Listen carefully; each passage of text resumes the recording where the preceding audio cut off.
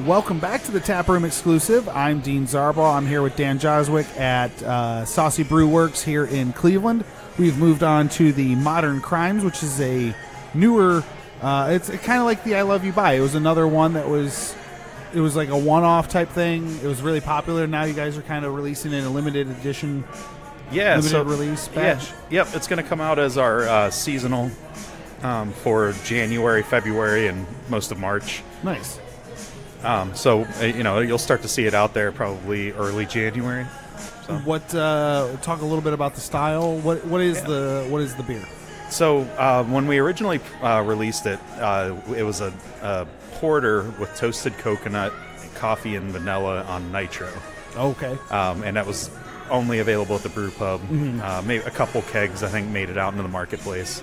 But when evaluating our lineup for this coming year, we realized we didn't have a dark beer as part of our seasonal lineup. So that one, it did so well. It fell right into that spot. It was kind of a no-brainer. But. Well, the months you're talking January, February, that's great dark beer month for sure. You know what I mean? It's that's. I don't normally drink dark beer, but that's when I start at least looking for them. Yeah. Yep, exactly. And we hadn't made one, but it's a nice English style robust porter. About 6.5%. Just a really nice chocolatey. The coconut's prominent. I mean, It's such a really solid beer. It's funny, I've talked before about how I don't like coffee, but I don't mind the flavors in a beer. Mm-hmm. And it's the same thing with coconut. I don't always like coconut, but when I find it in a nice porter, I'm like, I can do this. This is A-okay. It's all about balance, I guess. Yeah, exactly. I have not had this year's version yet because it's going to be coming out. I think next week we'll be starting to ship it out. But draft will be out there by the end of the month. But it was like chocolate coconut cream pie on nitro. It was so smooth and velvety. It was delicious. Yeah. Oh, that just sounds awesome. Yeah. I can't wait to try that one. What was just the fact that you guys didn't really have a dark beer? Was that basically the main inspiration behind it, or was it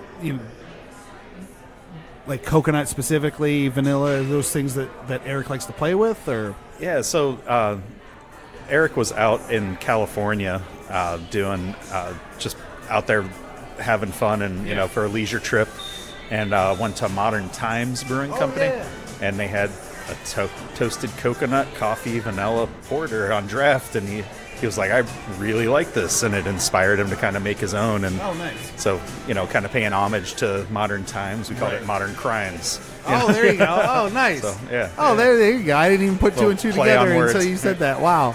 That's a really cool story behind the beer. It's nice to hear people go out and they don't, they're not too snobby to not drink other people's beer. We were talking about that a little bit before. My dad was talking about, people in the cigar industry. We've asked before, like, if you're not smoking your cigars, who are you smoking? And people are like, oh, no, I don't, no, just smoke my own. That's just a little weird. You got to know what's out there. Yeah, I mean, you got to, it's not even just about, like, knowing what the competition is doing. There's just a lot of good beer out there, and, like, why limit yourself and miss out on something that you may really enjoy? Yeah, absolutely. Filmmakers don't only watch their own movies. They get inspiration from other people's stuff. That's what happens. That's how inspiration comes about. Yeah, I mean, it's like a culinary world, you know what I mean? It's a similar kind of idea. Like, hey, this dish is great. If I did this, this, and this, it would be right up my alley with style, and it's taking beer something is very similar. It's taking something that you've had and like maybe tweaking a little bit, like you're saying, just to fit your profile of something that you like and want your name attached to. Right. Exactly. And I think this is a really cool style to do that with. Porters are a really nice base beer to play with. Yeah, it's very versatile. You can add a lot of different things to it and still keep that solid base style as recognizable. In your home brewing, have you done porters yourself at home or darker beers? Oh, yeah. Yeah, I mean, Cleveland's water is actually, like, we don't we don't do a lot of treating of our water here because Cleveland's water is Pretty good. pretty well suited for brewing, you know. But it's actually very well suited for darker beers, you know. Really? It's kind of hard, so it doesn't extract a lot of the harshness out of the dark grains. Oh, nice. So it's just really good for producing dark beers. I mean, like an Edmund Fitzgerald, it's a great example. Right, you know? absolutely.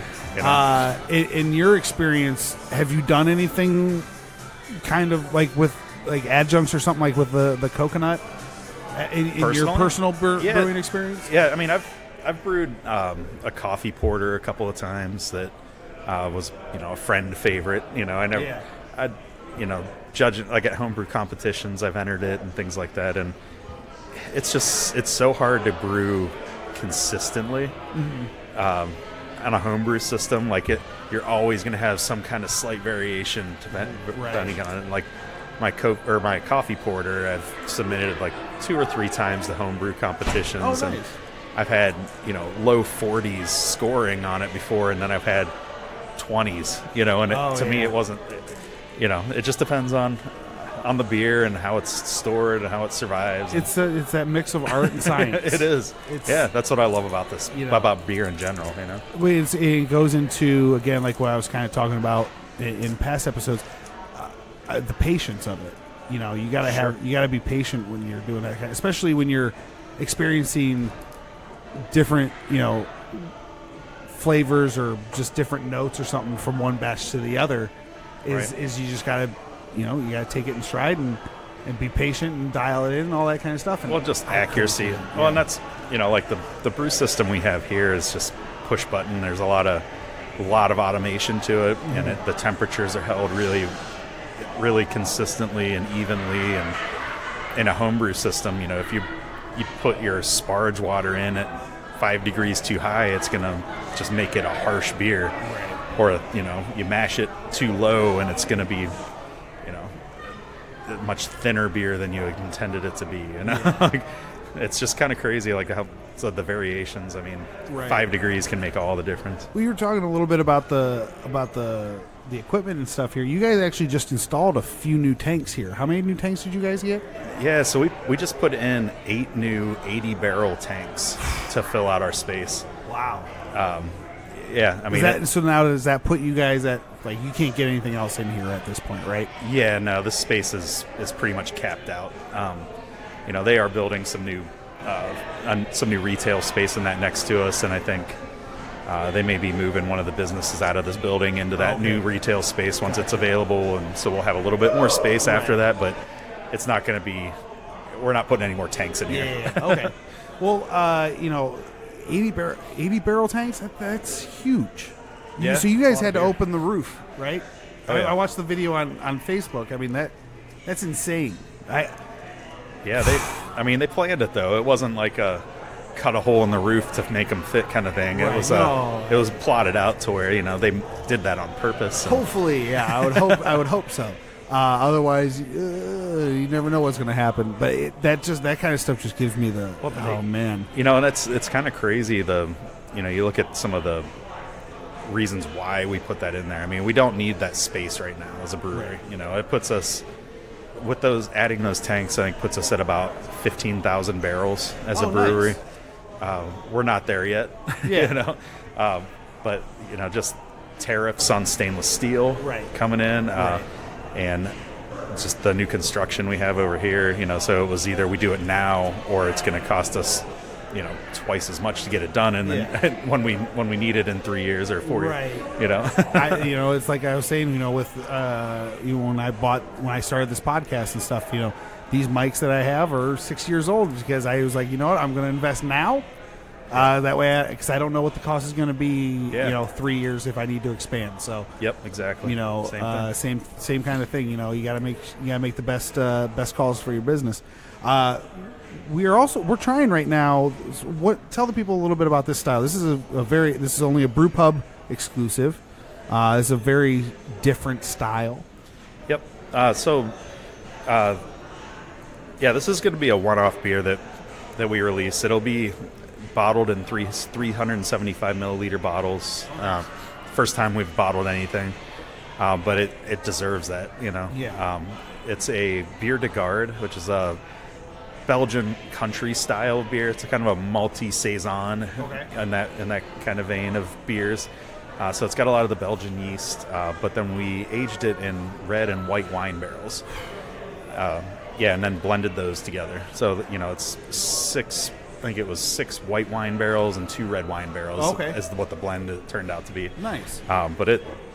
This like came you out said, fantastic. Yeah, this is my first time trying it with you. Like I said, so this is a treat. I've had a couple Bier de Gardes before. I've had it.